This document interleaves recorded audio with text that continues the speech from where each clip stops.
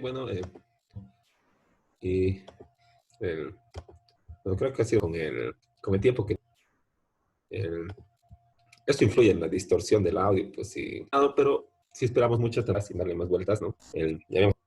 Y vamos a ir revisando, o sea, mencionando en toda la primera parte, ¿verdad? Tres elementos importantes: interés público y colectivo básicos, que tienen que ser atendidas por el Estado. Personas que no tienen que ser atendidas son tareas cruciales. Uno puede, pues, procurarse a ver, no ir, ¿verdad?, al sistema público, pero está ahí, ¿verdad? Es, pues, la seguridad ciudadana, ¿no? No hay una policía, cae la Policía Nacional, ¿no? Ingresos que se traduce en todo, cobrando impuestos, ¿no? Prestándose de donaciones, la utilidad de del patrimonio del Estado, ¿no? Entonces, pero esas son por ley. Pero algunos dicen, ya, pero este está hablando macables, intransferibles y todo lo demás, porque así dice la Constitución política. Como por ejemplo, yo no voy a ir si yo, porque nos falta dinero para acabar de hacer el tren metropolitano, ¿no ve? Eh, no puedo esa turística, solamente porque eso va a generar ingresos para el Estado. Hay clases de bienes públicos que conllevan ese carácter inalienable, intransferible. ¿Por qué? Para el desarrollo del Estado. Pero hay otros bienes públicos también que son susceptibles, pues, de ser vendidos. Tal vez no el área verde, ¿verdad? No la canchita de tu barrio, pero ¿qué pasa cuando el Estado agarra un narcotraficante, como ha agarrado a esa señora, ¿verdad? Que había sido narcotraficante, que dice que tenía 19 casas o 50 casas y 19 autos, ¿no? ¿Qué pasa con esos bienes? Obviamente que si son aprovechables y todo, el Estado se los adjudica, ¿no? Algunos dirán, no, lo venderán, lo venden, lo dan a la policía, lo venden en los remates de la aduana, lo ponen en la factura en el sorteo de la factura de la felicidad, ¿no? Pero si el Estado estaría haciendo eso con unos bienes que, aunque sean ilegales, no están a su nombre, pues ya estaría cometiendo una ilegalidad, pues el Estado, ¿no? Se llama esterionato, ¿no? Cuando vendes cosas que no son de vos. Entonces, lo primero que tiene que hacer, que es ponerlo a su nombre, eso se llama adjudicarse. El Estado tiene que estar como propietario en el registro de esos bienes. 50 casas y 19 autos, ¿qué va a hacer con eso el Estado? Y a los autos los dará, pues, a las instituciones públicas. Y los bienes, tal vez uno o dos puede utilizar, ¿verdad?, en el ejercicio tal vez para optimizar algunas instituciones como derechos reales, como alguna oficina de la gobernación. Pero ¿y qué va a hacer con los demás? Va a vender, pues, ¿verdad? Y producto de esa venta de bienes públicos, o sea, de bienes del Estado, va a haber ingresos, ¿no? Es esa clase de ventas de bienes públicos a los que se refiere. No se refiere a ir a vender, como les digo, a la Puerta del Sol, ni mucho menos, ¿no? No son maneras de obtener ingresos. El, bueno, ya otros son los préstamos públicos, ¿no? Ya hemos mencionado. Ahora, los egresos, ¿qué es gastar, verdad? Ya hemos obtenido el dinero, ahora ¿qué tenemos que hacer? Tenemos que gastar, ¿no? Entonces, este gasto se traduce en la gestión y manejo y administración, ¿no?, de los recursos, ¿no? O bueno, de los gastos. Entonces, tiene que ser gestionado de manera muy prolija los egresos del Estado, porque como sabemos, ¿no? No todos tributan, ¿verdad? A veces algunos defraudan al Estado,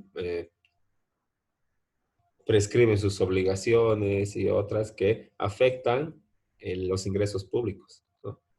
Y estos ingresos, por diferentes factores como los que acabamos de mencionar, son cada vez más limitados porque también las necesidades públicas son más crecientes.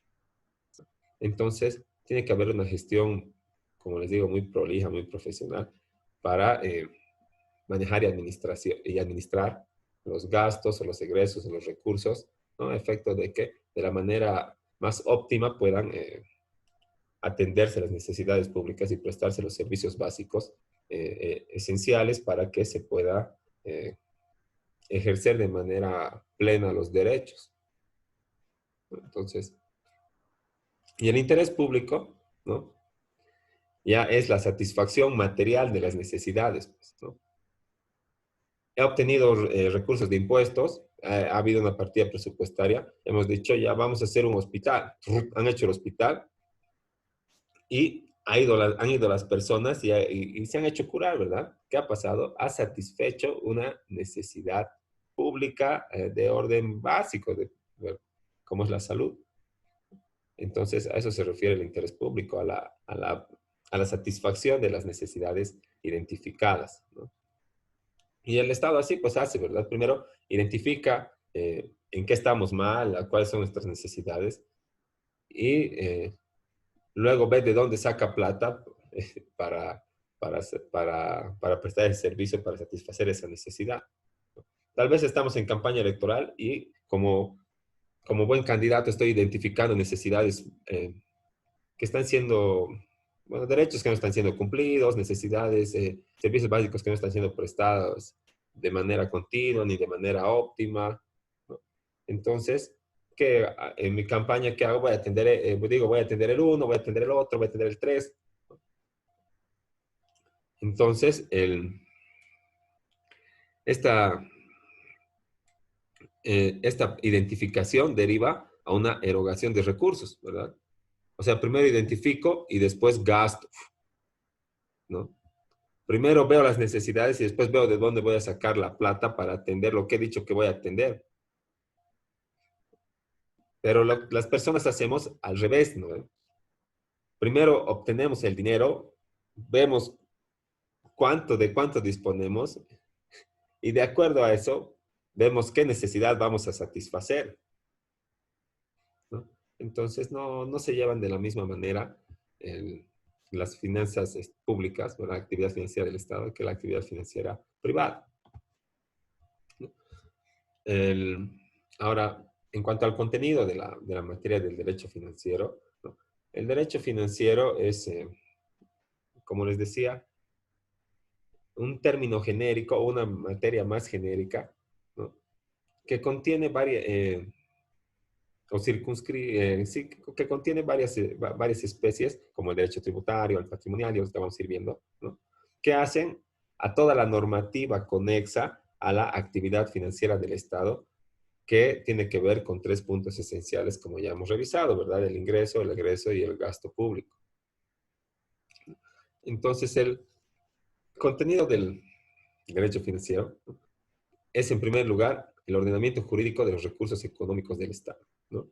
Entonces, las leyes, ¿no? En otras palabras, son las leyes que me permiten eh, o que me dan las pautas para recaudar recursos a efecto de cumplir con las necesidades básicas o prestar los servicios públicos.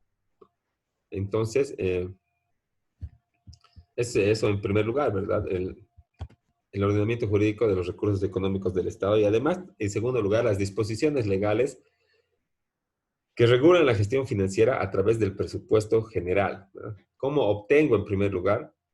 Y el gasto en segundo lugar para la atención de las necesidades públicas, ¿no? Entonces, y este gasto siempre se hace en mérito al principio de legalidad y esto se traduce en la publicación, la promulgación de la ley general, de la ley del presupuesto general del Estado,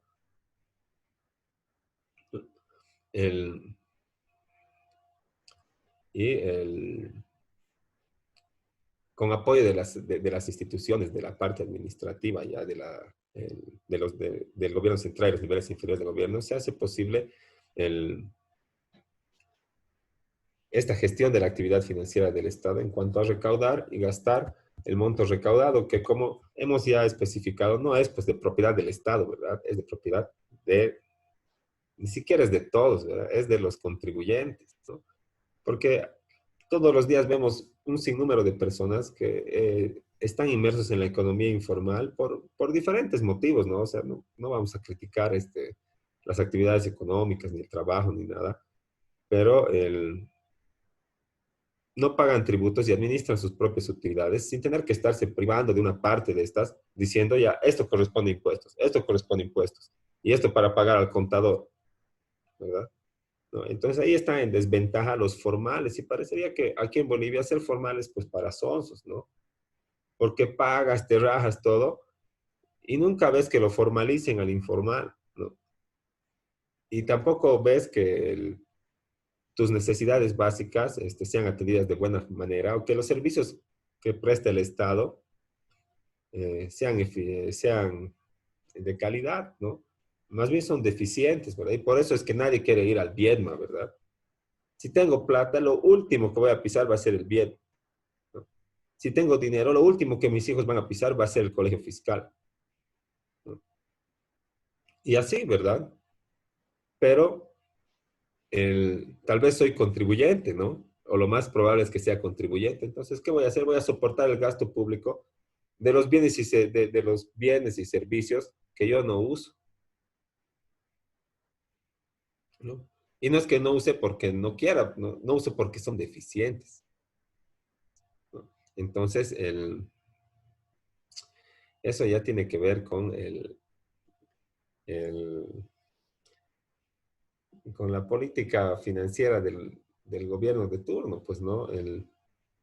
No se hace nada porque los servicios básicos sean prestados de una manera más óptima. Solamente se prestan, ¿no? Ya, para no decir que no. Pero la gente hace fila desde las 4 de la mañana, después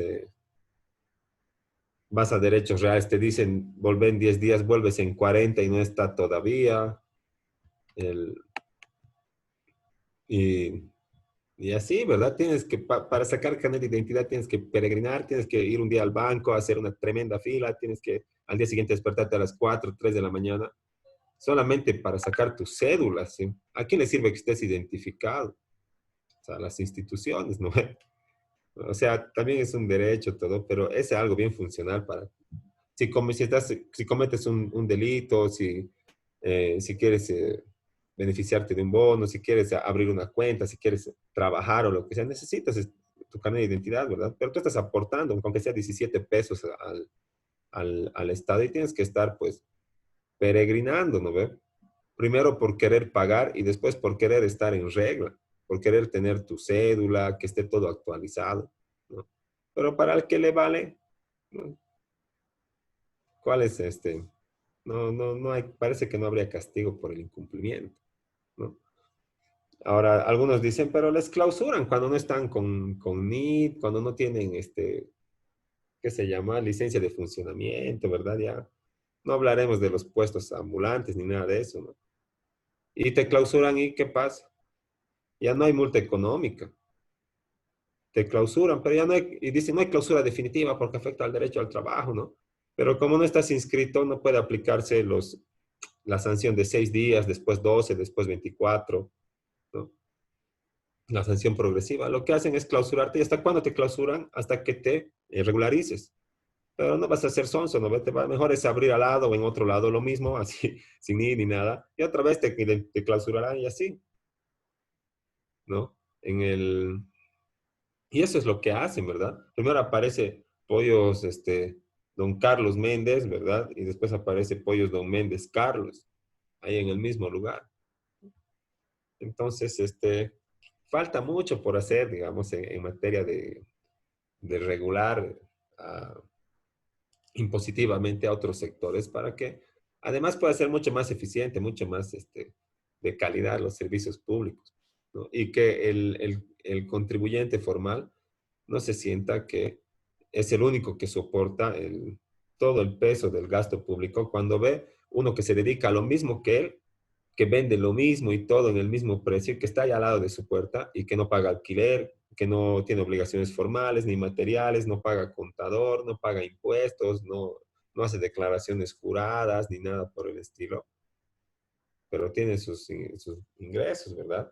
Y no estoy diciendo que deberían pagar lo mismo ni nada, pero es que cada uno debería pagar de acuerdo a lo que tiene. Si el de afuera tiene menos, pues que pague en relación a sus ingresos, ¿verdad? Y el que tiene su super tienda y todo y que vende lo mismo al final, pues que pague de acuerdo también a su capacidad contributiva y así todos contentos, ¿no? Pero aquí hay una gran parte de las personas que evadimos el pago de impuestos, ¿verdad? Porque cuando van a mi oficina, yo igual, si no quieren con factura, no les doy con facturas, ¿no ve? Porque cada vez es menor también la capacidad adquisitiva del dinero, ¿no? Entonces, de aquí en hoy día, por ejemplo, te querían vender 25 naranjas en 25 bolivianos, lo que la anterior semana comprabas en 10, 12 pesos o menos. Y después tienes que ir a pagar impuestos al final de mes, al 20, de acuerdo al número de tu NIT. ¿De dónde va a salir el dinero? ¿Acaso rebajan los impuestos mientras sube los precios de la canasta familiar? Nada de eso. ¿Acaso valen tus facturas de alimentos en caso de que compres tus verduras con factura para que te descuenten los impuestos? No, porque tal vez no corresponde a tu actividad económica. Entonces, el, eh, es, digamos, es un poco, ¿cómo se podría decir? Es un poco decepcionante, ¿no? Porque es de verdad discriminativo con algunos otros sectores, que todo el mundo sabe que tiene una gran capacidad contributiva, pero que no contribuye de acuerdo a esa capacidad. Y otro está rajándose para contribuir. Entonces tiene que hacer algo el Estado para identificar la capacidad contributiva de cada uno de los actores económicos y que cada uno pague de acuerdo a su capacidad, porque si no, no existe pues nunca va a existir un cumplimiento de obligaciones impositivas de voluntario, ¿verdad? Y mucho menos este, 100% honesto, ¿no? Pero si todas tus facturas que tú compras valdrían para que tú puedas descontar tus impuestos hasta cero, ¿verdad? Y si vender con factura a fin de año, entonces todo el mundo compraría y vendería con factura, ¿no? Pero el Estado tiene que recaudar, pues si no, no va a poder mantener la continuidad de los servicios ni va a poder atender las necesidades públicas. Entonces, impuestos siempre se tienen que pagar, ¿no? Y no está mal, ¿verdad? No está mal pagar, está bien, pero está mejor que todos paguen de acuerdo a su capacidad contributiva, ¿no? Ahora, como les iba diciendo, el derecho financiero es un término genérico que contiene otras especies, que son otras ramas del derecho que, bueno, una más que otra han ido desarrollándose a través del tiempo de acuerdo a su importancia, ¿no? Dentro de la actividad financiera del Estado. Tenemos el derecho presupuestario, ¿no? Que es el conjunto de normas que regulan la formulación, presentación, discusión y aprobación, promulgación, publicación y ejecución y control de los presupuestos. El presupuesto, como les iba diciendo, es una ley, ¿verdad? Que sale cada año para estar vigente en el año siguiente, ¿no? Entonces, en un ejemplo práctico, este año 2020 va a salir el presupuesto del año 2021. O sea, va a salir la ley del presupuesto para el año 2021, ¿no? El, pero este presupuesto, esta ley, tiene anexados todos los presupuestos de las instituciones públicas que las presentan, incluido del Estado central, ¿no? Y toda esta formulación, presentación, discusión, aprobación, promulgación, publicación y ejecución, ¿no? El, tiene su normativa y este conjunto de normas es el objeto de estudio del derecho presupuestario. El, ya la presentación, discusión, aprobación, promulgación, publicación de de la ley del presupuesto, ustedes seguramente ya la conocen porque han llevado derecho constitucional. Como es una ley, ¿verdad? ¿Qué tiene que pasar? Después de su parte específica, ¿verdad? Por ejemplo, de hasta crear el presupuesto, formular el presupuesto y acompañar como institución al Ministerio de Economía y Finanzas Públicas. Este por ejemplo, no presenta observaciones, lo lleva el presidente para que él lo presente ante la Asamblea Legislativa Departamental y siga todo el curso legal que ustedes ya conocen, que un proyecto de ley transita dentro de la Asamblea y luego va al Ejecutivo para su promulgación y se publica en la Gaceta, ¿verdad? Como cualquier otra ley. Entonces ahí no hay que darle más vueltas. Luego está el derecho patrimonial público, que son las normas que regulan la administración de los bienes del Estado, como señala el artículo 339 de la Constitución Política del Estado, ¿no? Y ahí es lo que les decía, ¿no? El, en su parágrafo segundo señala, los bienes del patrimonio del Estado y de las entidades públicas constituyen patrimonio, por propiedad del pueblo boliviano, inviolable, inembargable, imprescriptible, inexpropiable, no podrán ser empleados en provecho de particular alguno. Su calificación, inventario, administración, disposición, registro, obligatorio y formas de reivindicación serán reguladas por ley, ¿no? Entonces, es claro que no se puede vender los bienes del Estado, pero aquellos que se califiquen como con ese carácter de imprescriptible, inembargable, inviolable, inexpropiable, ¿no? Porque dice que su calificación, acá seguido del punto, ¿verdad? Su calificación será regulada por ley. ¿Ya? ¿Qué nos importa inventario, administración, disposición? Su calificación será regulada por ley, ¿no? Entonces, ¿quién dice que es que es un bien estratégico que no puede ser vendido? O sea, que es inembargable, inexpropiable, inviolable. Una norma. Mientras no lo diga una norma, no tiene este carácter. Y si no tiene este carácter, puede ser vendido, puede ser expropiado, puede ser embargado.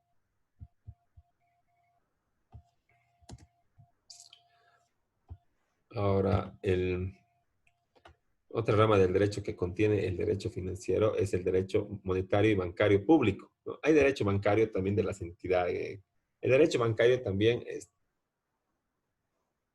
en una parte de esta materia, ¿no?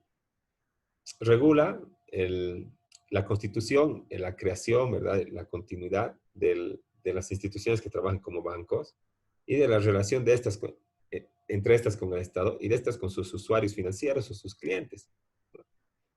Pero el derecho bancario público, ¿no?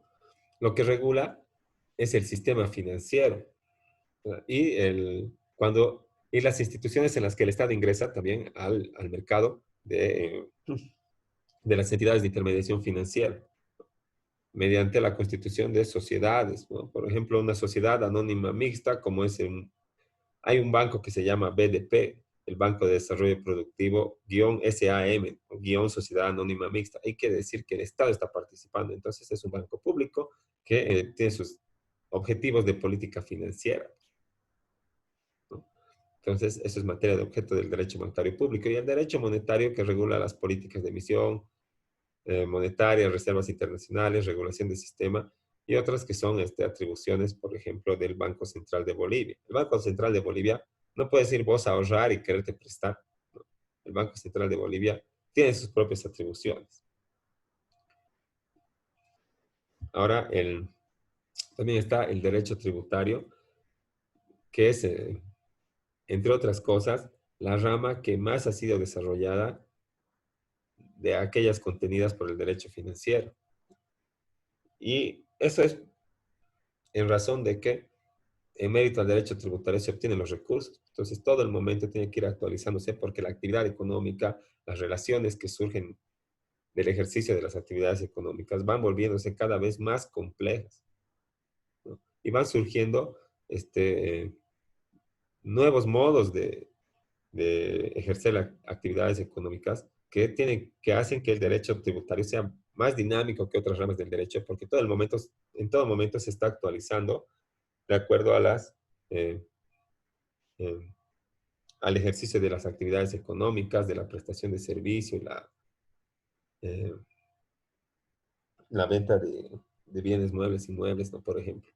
Ahora, existe también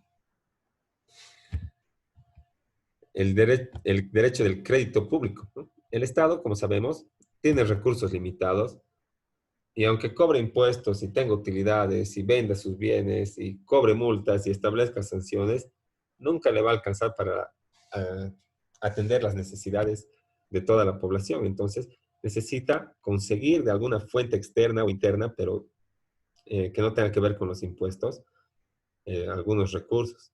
Y estos recursos a veces los obtiene por efecto de un préstamo que contrata el Estado como persona jurídica. Ahora,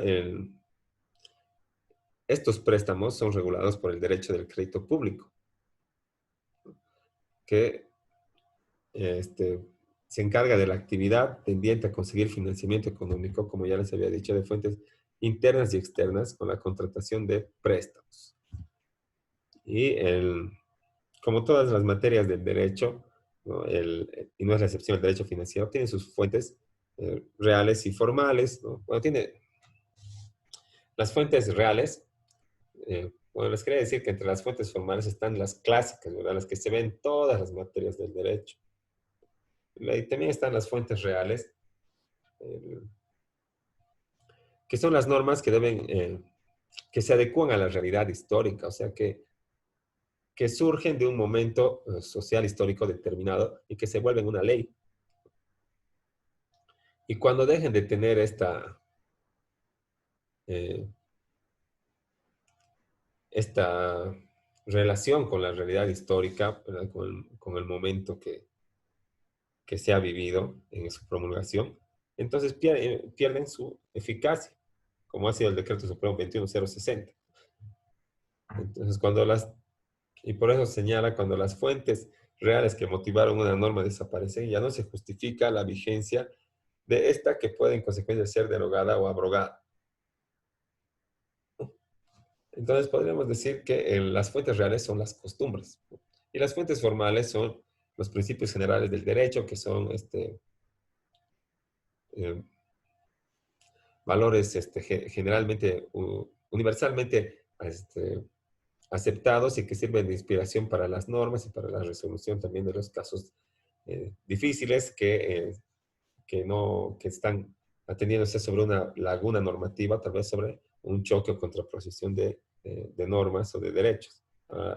Luego están como fuente la Constitución Política del Estado. Como hemos visto, la Constitución, ¿no?, señala en qué se va a gastar, qué partidas, ¿no?, que hay que apoyar a las cooperativas, a las microempresas, a la economía plural, ¿no? Entonces, los preceptos constitucionales nos dan también pautas para el, los ingresos y el gasto, para obtener ingresos y ejercitar el gasto público. Luego está como una fuente formal también la ley, pero la ley, aparte de ser fuente, ¿verdad? Porque establece las instituciones, los plazos y demás, los procedimientos de una materia determinada. La ley es el derecho mismo, ¿verdad? Es la materia misma, porque si decimos el derecho financiero es un conjunto de normas jurídicas, ¿no ve? Estas normas jurídicas, cuando decimos normas jurídicas, estamos diciendo un conjunto de leyes. Entonces, la ley es la fuente del derecho, pero también es el derecho mismo. Después está la doctrina, como las opiniones generalmente aceptadas de los estudiosos de una materia del derecho, y que son además reconocidos en el ámbito internacional. Y luego está la jurisprudencia, que, como ya saben, son los fallos análogos o las sentencias que van en un mismo sentido, dictadas por los altos tribunales de justicia, que en Bolivia sería el Tribunal Constitucional y el Tribunal Supremo de Justicia en sus salas, ¿no?, que emiten autos supremos. Entonces, es el, esas son las fuentes, ¿verdad? Como en cualquier otra materia del derecho. Y el derecho financiero también se relaciona con otras, aparte de tener contener sus propias ramas más específicas, también se relaciona con otras, como la constitucional, ¿no?, porque da pautas para la actividad financiera del Estado; con el administrativo, porque el derecho administrativo regula la actividad de las instituciones y los funcionarios públicos; el, también los recursos que se presentan ante estas instituciones. Luego, con el derecho comercial, ¿no?, porque el Estado, como persona jurídica, contrata y se obliga, ¿no? Y esto tiene también que ver mucho con el derecho civil, al que se remite en la elaboración de los contratos, ¿no?, y al momento de sancionar el incumplimiento de los mismos. Luego, con el derecho internacional público, porque el Estado no solamente cuenta con fuentes de ingresos locales o regulares como los impuestos, sino que también busca fuentes externas, ¿no?, para su financiamiento. Y con el derecho municipal, porque con la autonomía, bueno, los municipios y las gobernaciones han adquirido, como hemos dicho, potestad financiera y potestad tributaria, ¿no?, que hace que se independicen del Estado central y tengan sus propias normas, como son las leyes municipales o las leyes departamentales, que pueden en su momento tener que ver con el ingreso, egreso y atención de necesidades públicas dentro de de las jurisdicciones de